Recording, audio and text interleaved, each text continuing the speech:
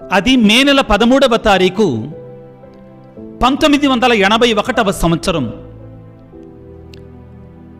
రెండవ John Paul పాపు గారు రోమ్ నగరం వాటికన్లో ఉన్నటువంటి పునీత పేతురు గారి యొక్క దేవాలయ ప్రాంగణములో విశ్వాసులందరికీ అభివాదం చేసుకుంటూ ఆ విధంగా వెళుతున్న సమయంలో ఒక వ్యక్తి నమస్కరించినట్లుగా నటించి గన్ తోటి 3 సార్లు కాల్చారు. ఆశ్చర్యం ఏంటంటే ఆ బుల్లెట్లలో ఏ ఒక్క బుల్లెట్ పాపుగారి యొక్క గుండెలలోనికి దిగబడినా కానీ పాపుగారు ప్రాణముతో ఉండేవారు కారు. అదృష్టవశాత్తు పాపుగారు కొన్నాళ్ల పాటు ఆసుపత్రిలో ఉన్న తర్వాత ఆ 3 బుల్లెట్లని సురక్షితంగా బయటికి తీశారు. ఆయన బయటికి వచ్చిన తర్వాత పాపుగారు ఒక నిర్ణయం తీసుకున్నారు. ఏమిటి అంటే తనకు షూట్ చేసినటువంటి 3 బుల్లెట్లలో ఒక బుల్లెట్ని పరిశుద్ధ ఫాతిమా మాత కిరీటములో ఉంచాలి ఆయనను ఒక నిర్ణయం తీసుకున్నారు. ఎందుకు ఆయన ఆ విధంగా నిర్ణయం తీసుకున్నారు అంటే ఆయన తనకి బుల్లెట్ తలుగుతున్న సమయంలో తనకి ఏమీ కనబడలేదంటండి. ఒక చేత్తో బుల్లెట్ కాలుస్తున్నాడు శత్రువు.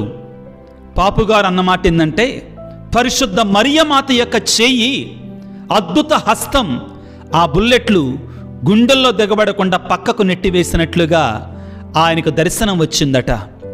కాబట్టే ఇంగ్లీష్లో ఏమన్నారంటే ఆయన, 1 hand fired the bullets but another hands guided the bullets away.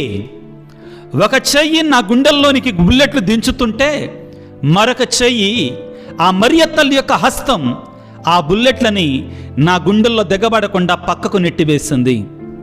నేను చూసినటువంటి ఆ యొక్క దర్శనం ఏమిటి అంటే నన్ను ప్రాణాలతో కాపాడటానికి ఆ మరియ తల్లి నన్ను కప్పివేసింది అని పాపుగారు సాక్ష్యంగా చెప్పారు. ప్రాణాలు కాపాడినటువంటి ఆ ఫాతిమా మాత కృతజ్ఞతగా పరిశుద్ధ రెండవ జాన్ పాల్ పాపు గారు 1982వ సంవత్సరం, ఒక సంవత్సరం అయిన తర్వాత పరిశుద్ధ ఫాతిమా మాత కిరీటములో ఆయనకు తగిలినటువంటి బుల్లెట్లో ఒక బుల్లెట్ని భద్రపరిచి కృతజ్ఞతగా అక్కడ దాచి ఉంచారు.